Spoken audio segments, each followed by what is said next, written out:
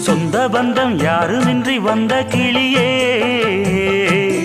ஒரு சொந்தம் இப்போ வந்ததென்ன வாசல் வழியே